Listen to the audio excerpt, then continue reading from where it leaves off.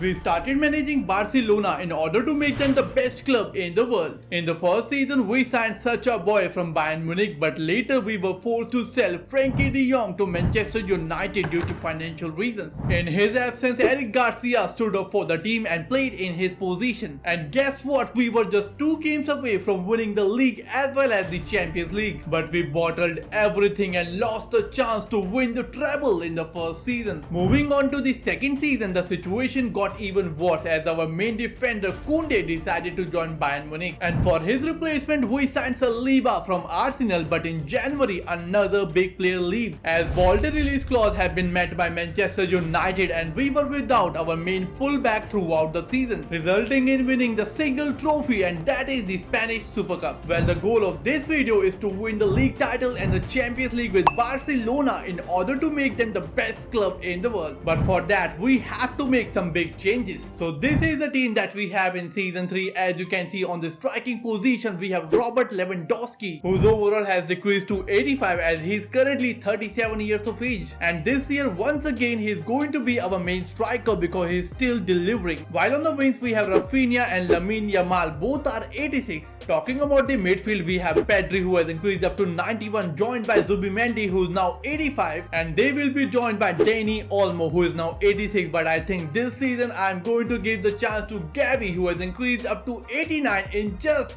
2 seasons. Whereas talking about the defense, this is the area that we need to focus in this season, because as you can see this team don't have a proper left back. As last season it was Araujo who was playing on the left back, but I think this season we have to sign a new player for this team, and for that role we have 2 options. The first one is Alejandro Grimaldo, who is currently playing at Bayern Leverkusen. At the age of 30 his overall is 86. He's got decent stats, as you can see passing is 87 while dribbling is 85. He's got 4-star skill moves while 2-star weak foot. He comes up with 3 strong playstyle and 1 is a playstyle plus, that is whip pass. Well, his market value is around 65.5 million, and maybe we can stuck this deal under 90 million. But I have used him in the previous Barcelona rebuild, and this season I want to do something new. So second player that we have is Nuno Mendes, who's only 24 years of age and his overall is already 86. As you can see he's got 93 pace, 85 dribbling, 81 defending and 79 physical. He's got 3-star skill moves and 4-star weak foot. As you can see he has 4 play styles. His market value is higher than Grimaldo, obviously due to age factor, and their asking price is nearly 120 million. But here is one thing, that he's got a release clause in his contract that is nearly 111 million. So first let's try to negotiate the deal with Juventus, and if things don't go well we have to trigger the release clause. So straight away I'm going to start the offer with 90 million. Let's see how they respond. They want 119 million for him, which is in fact 10 million higher than his release clause. So I'm going to counter it with 97 million, and this is going to be my final offer. Let's see how they respond. They are still sticking with 119 million, but I'm still going to propose 97 million. Let's see how they respond. They are going to take some time, and obviously they are not ready to sell him under this money. But here we have some another news. As you can see, Arsenal are looking for a goalkeeper, and Alisson Becker and Ter Stegen are their top targets. And just right after that we have received the offer for Ter Stegen from Arsenal. They are willing to offer 27.3 million for him, which is definitely way too low. As you can see his current overall is 91, although he's 34 years of age, but he's still 91. And now coming back to Nuno Mendes, his market value has increased to 83.5 million, which is higher than what we have saw previously. But now instead of negotiation we are going to pay his release clause. So let's try to negotiate directly with Nuno Mendes. So I have given him a crucial role while 4 years of contract, no release clause, and I'm going to offer 240k per week. So let's see, and here you go, we have signed Nuno Mendes from Juventus. With Nuno Mendes in the team, on the centre back position we are going to use Saliba, and he will be joined by Ronald Araujo, who is going to play a centre back this season. While on the right back position we have such a boy who has increased up to 82, and the goalkeeper is going to be Ter Stegen. Well, after completing season 3 we have finished 3rd in the table, not even 2nd place, as it is once again Real Madrid who has managed to win the league. But this time with a massive margin of 26 points. And I don't know what is happening, but this gap is increasing massively every season. And as I remember, in the first season it was 1, and in the second season it was around 10, and now in the third season it is a massive 26 points gap. And after this performance, our job is hanging on a thin thread, and if this form continues, we will surely get sacked. And now let's see how we have done in the Super Copa. We have managed to win it by defeating Villarreal 3-0. Talking about the Copa de